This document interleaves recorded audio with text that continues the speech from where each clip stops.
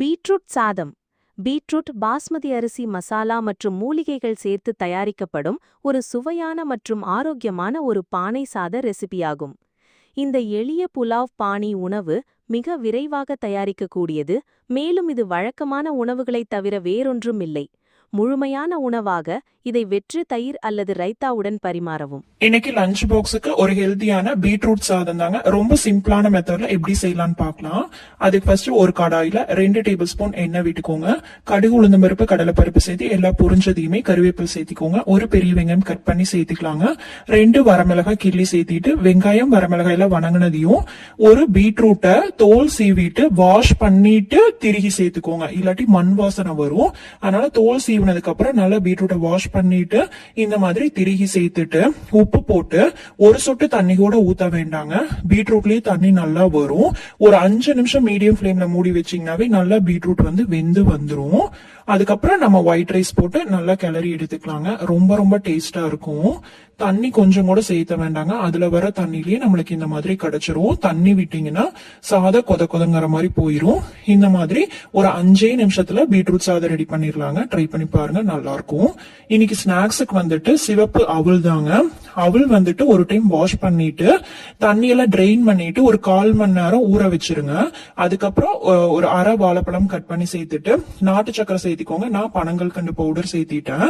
எல்லாத்தையும் நல்லா மிக்ஸ் பண்ணி கொடுத்து விட்டீங்கன்னா ரொம்ப ரொம்ப டேஸ்டா இருக்குங்க.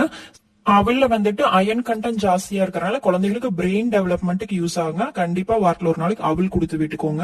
ஜூஸுக்கு லெமன் ஜூஸ் தாங்க. லெமன் பிழிஞ்சு விட்டு நாட்டு சக்கரையோ இல்ல பனங்கல்கண்டு பவுடரோ போட்டு 2 ஐஸ் கியூப்ஸ் போட்டு கொடுத்து விட்டுருங்க.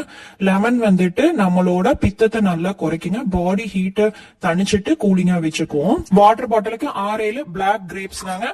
கருப்பு திராட்சை இந்த மாதிரி போட்டு விட்டோம்னா கொஞ்சம் கொஞ்சமா அந்த எசன்ஸ் தண்ணியில இறங்கி தண்ணியும் டேஸ்டா இருக்குங்க.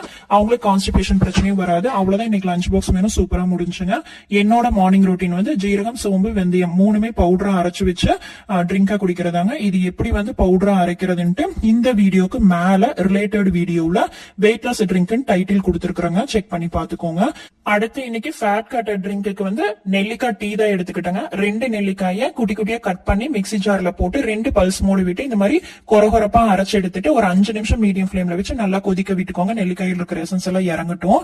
ஒரு பிஞ்ச் அளவுக்கு நார்மலான நம்ம டீ தூள் சேர்த்திக்கலாங்க.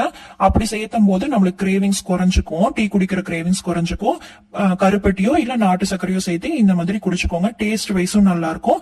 ஆம்லா ஜூஸ் எடுத்துக்கிறதுனால நம்மளுக்கு எதிர்ப்பு சக்தி அதிகரிக்குங்க. பிளட் சுகர் லெவல் நார்மலாவும் வச்சுக்குங்க. இன்னைக்கு பிரேக்ஃபாஸ்டுக்கு பார்லி அரிசி கஞ்சியும் வாழைத்தண்டு பொரியல் இருந்தாங்க. பார்லி அரிசி கஞ்சி எப்படி செய்யலாம் குயிக்கா பாத்திரலாம்.